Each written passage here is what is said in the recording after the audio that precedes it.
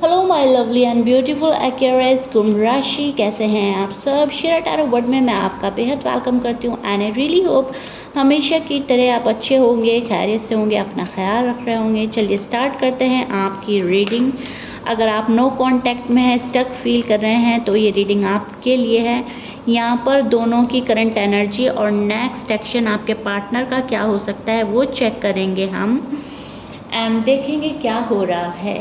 Okay, सो आप mail हैं, female हैं, मेरी रीडिंग देख सकते हैं। मैरिड, अनमैरिड, सभी मेरी रीडिंग देख सकते हैं। Take a deep breath and मेरी रीडिंग के साथ अपनी एनर्जी को कनेक्ट कीजिएगा।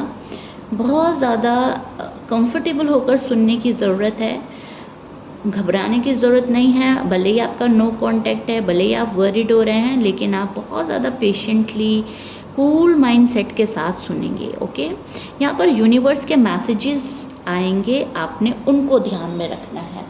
नो कांटेक्ट में आप लोगों का क्या हो रहा है, क्या हो सकता है।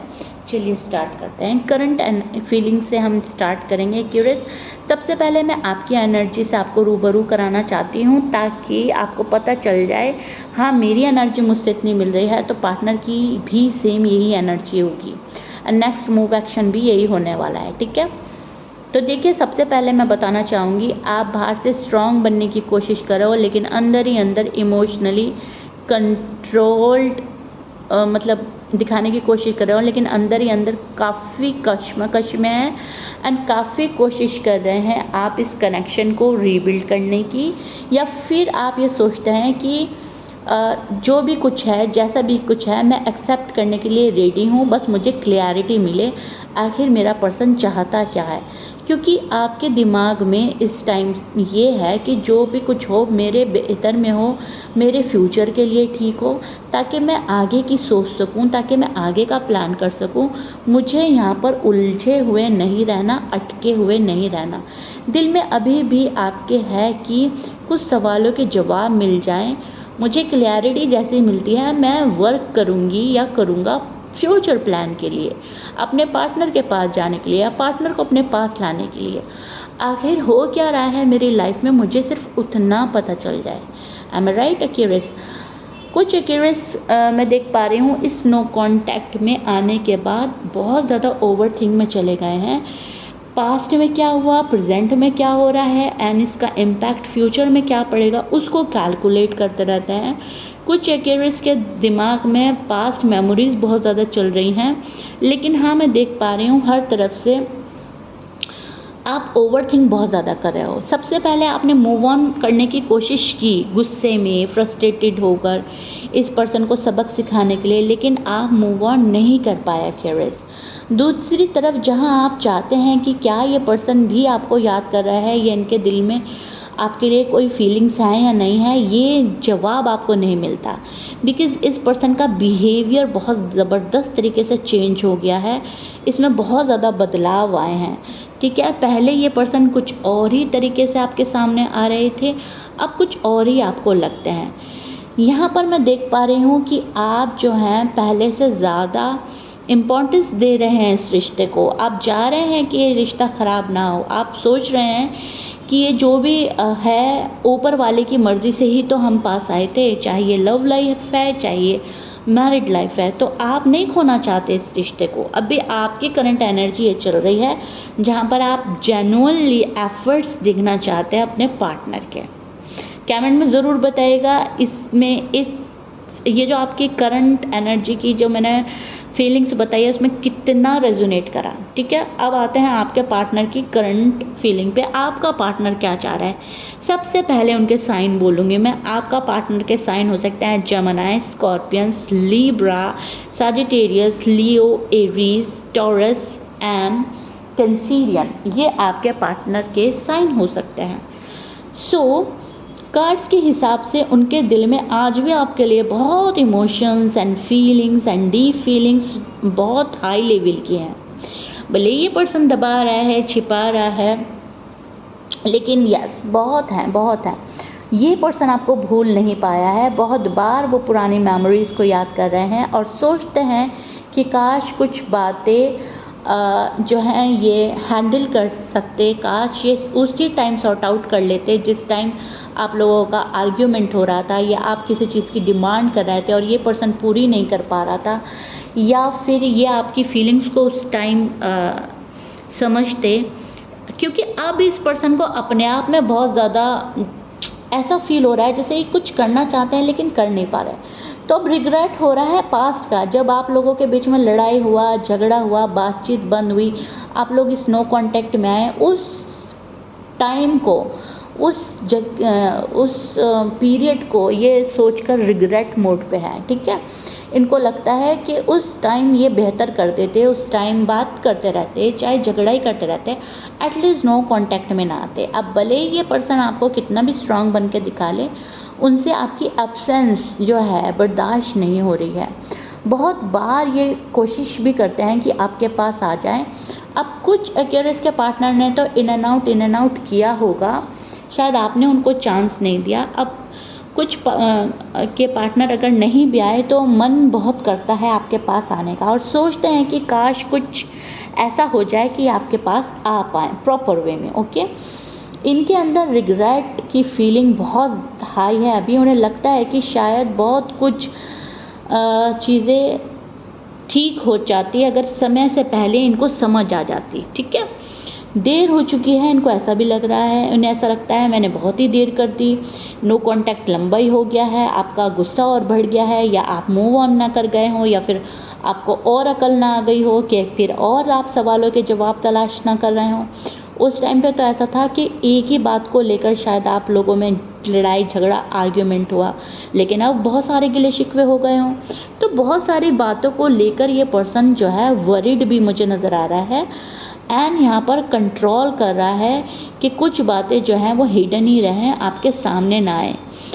स्प्रिट ये भी दिखाती है कि वो कभी कभी चुपचाप आपके बारे में काफ़ी सोचते हैं, किसी अंजाम पर पहुंचना चाहता है ये पर्सन, कोशिश कर रहा है, इमोशनली अटैच्ड भी है आपसे काफ़ी, बिकॉज ये पर्सन दूर नहीं हो पा रहा है पूरी तरीके से, ये पर्सन मूव ऑन नहीं हो पा रहा है आप ही कहते रहे। जैसे आपने मूव ऑन होने की कोशिश करी है, इस पर्सन ने भी करी है, भले ही चाहे वो गुस्से में करी हो, लेकिन नहीं हो पाया ये पर्सन मूव ऑन, नहीं हो पाया ये पर्सन डी अटैच।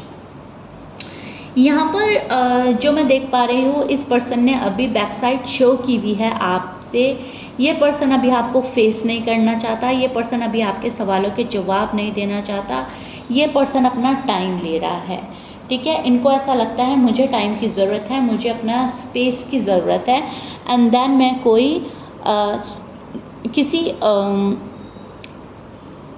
मुद्दे पे पहुंच पाऊंगा या पाऊंगी। ओके, नाउ पार्टनर का नेक्स्ट एक्शन क्या हो सकता है एक्वेरियस के लिए? पार्टनर का next action, next move Aquarius के लिए क्या हो सकता है वो हम देखते हैं।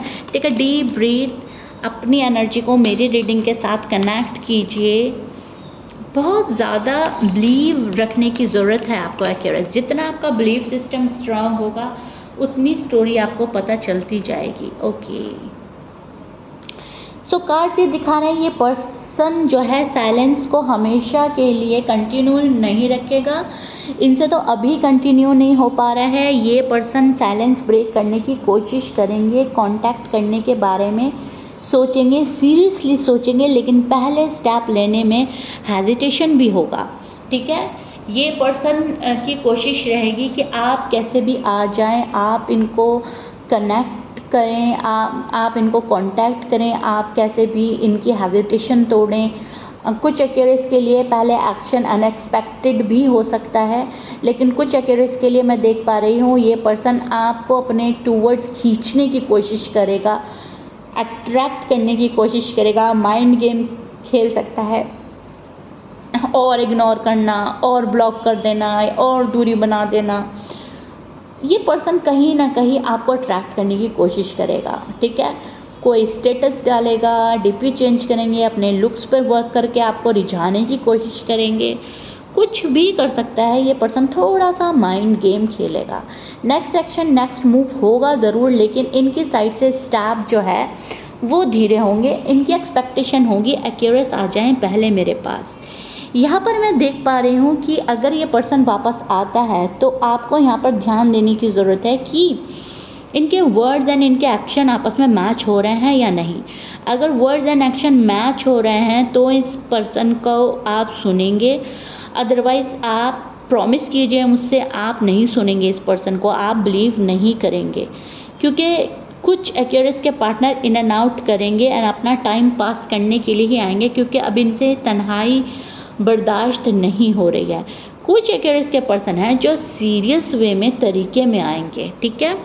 अब अगर ये पर्सन आपके आने की एक्सपेक्टेशन हाई करके बैठा है या आप कॉल एंड मैसेज करें, तो यहाँ पर मैं देख पा रही हूँ कि आप नहीं करने वाले, भले ही ये पर्सन इंतज़ार करे। एक्वेरियस को और जिद चढ़ेगी, एक्वेरियस और गुस्सा हो जाएंगे, एक्वेरियस सोचेंगे कि नहीं, मुझे भी नहीं जाना, अगर तुम मेरे बिना रह सकते हो तो मैं भी तुम्हारे बिना रह सकती हूँ, रह सकता हूँ। आप ये सोचेंगे, ठीक है।